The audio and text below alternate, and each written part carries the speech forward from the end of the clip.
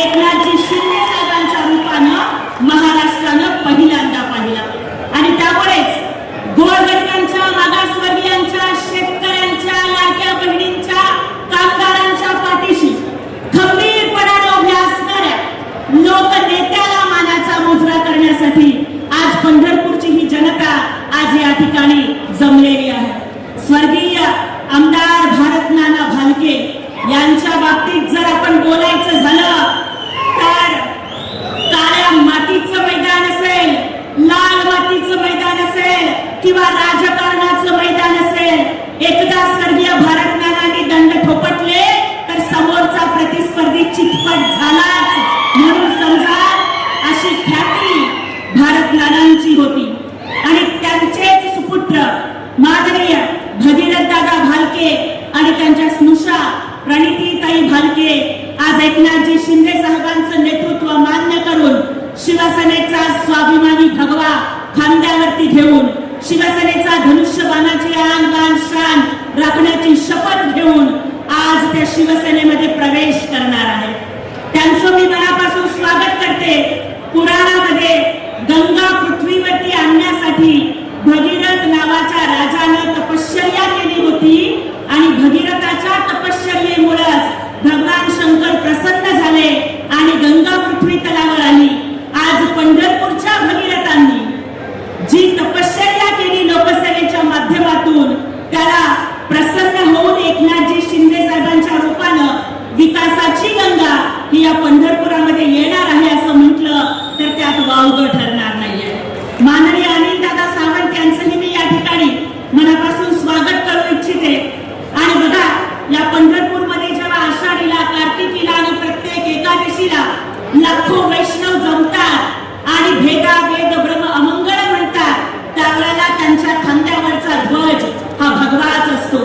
आणि त्यामुळेच या भगव्या ध्वजाला खांद्यावरती घेऊन आज ही पंढरपूरची हजारोंच्या संख्येने उपस्थित स्वाभिमानी जनता शिंदे साहेबांचं नेतृत्व मान्य करणार आहे.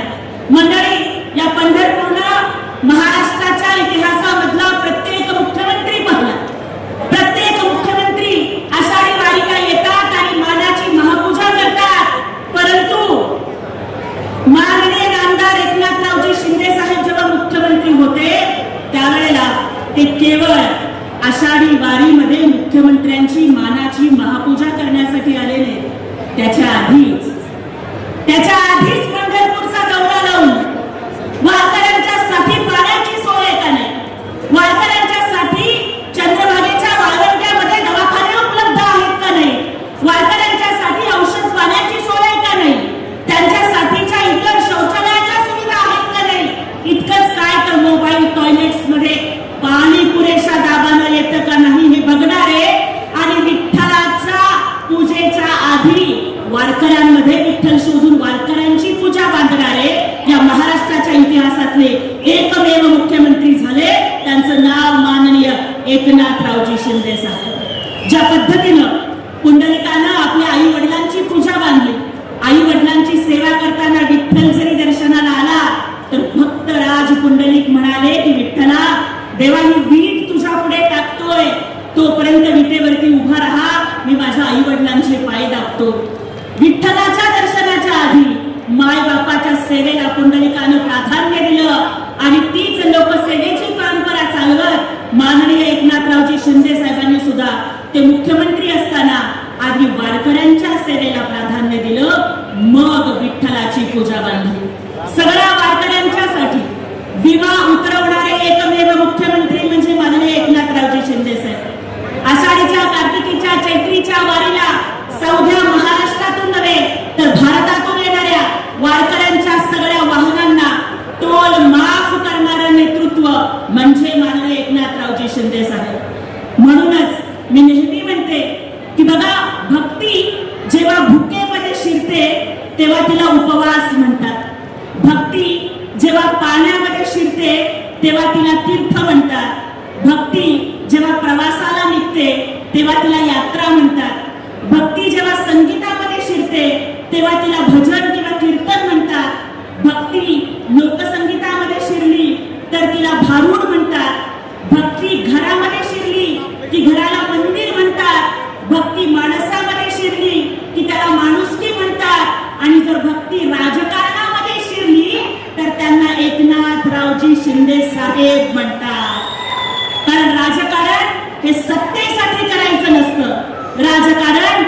पॉवर पॉलिटिक्स साठी करायचं नसतं, तर राजकारण हे जनतेच्या सेवेसाठी करायचं असतं. हे आपल्या मुख्यमंत्री पदाच्या प्रत्येक दिवसामधून माननीय एकनाथरावजी शिंदे साहेबांनी दाखवून दिलं. लाडकी बहीण योजना 2.5 कोटी बहिणींना दर महिन्याला 1500 रुपयाची उभारली. एसटी मध्ये अर्ध तिकीट, प्रत्येक लाडक्या बहिणीला अर्ध्या तिकिटात जाता येतंय.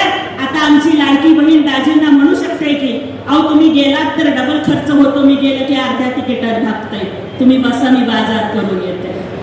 आता तर लाडक्या बहिणीचे पैसे जमा झाले की आमचे दाजी सुद्धा पेट्रोलसाठी लाडक्या बहिणींना पैसे बघतात. झालं ना काही असं? घरची लक्ष्मी असणाऱ्या या लक्ष्मीच्या हातात खऱ्या अर्थानं लक्ष्मी ही लाडकी बहीण योजनेमधून आलं. मुलींच्या उच्च शिक्षणाची फी माफ झाली. लाडका भाऊ योजनेमधून रोजगार मिळू लागला. शेतकऱ्यांच्यासाठी नमो शेतकरी सन्मान योजना 12,000 रुपये, 1 रुपयामध्ये पीक विमा योजना, मागे त्याला शेततळ योजना. माननीय आंबेडकर साहेब आरोग्यमंत्री या ठिकाणी उपस्थित आहेत. आजच तुम्हाला सांगते की शिवसेनेच्या मंत्र्यांचा कारभार कसा असतो.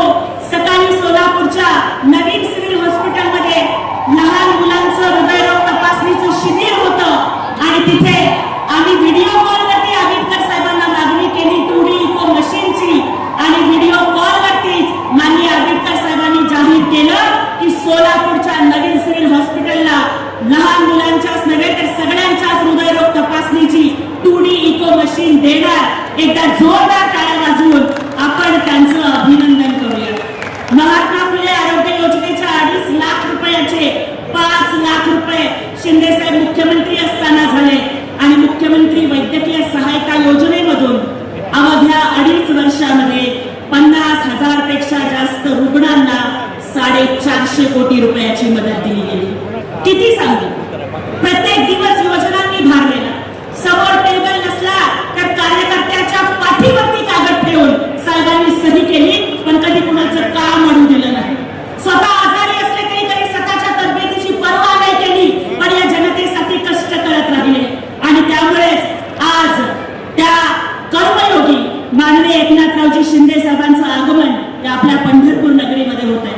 मी शेवटी एवढंच म्हणते कि तूफान ने कश्ती को जो निकाल कर लाए उसे माझी कहते हैं. तूफान ने कश्ती को जो निकाल कर लाए उसे माझी कहते हैं. जो हर मुश्किल को अपना बना ले उसे राही कहते हैं.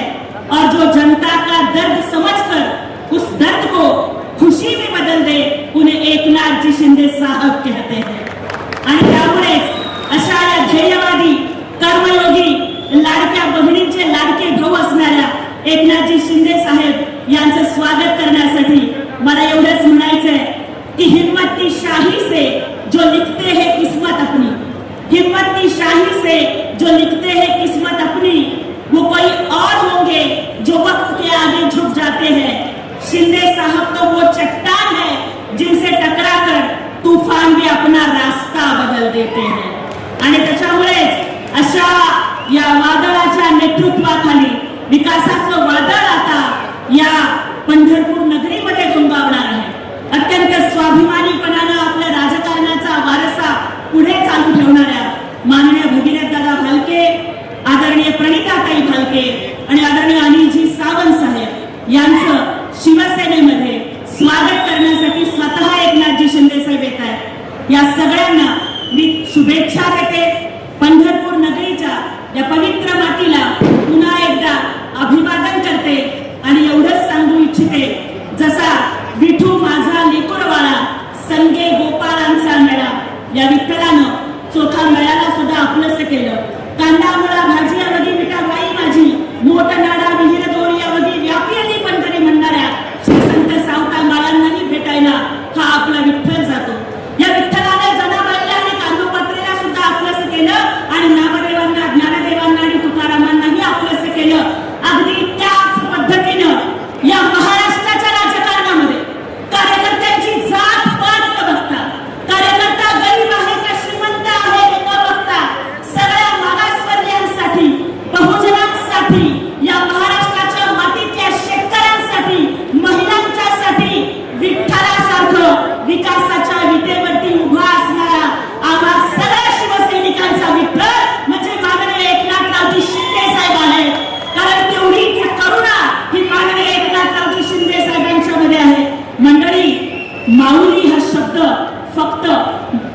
पुरुषासाठी महिलेसाठी वापरला जातो, पण विठुरायाला आपण तो देव आहे हे माहिती असताना सुद्धा विठू माऊली म्हणतो.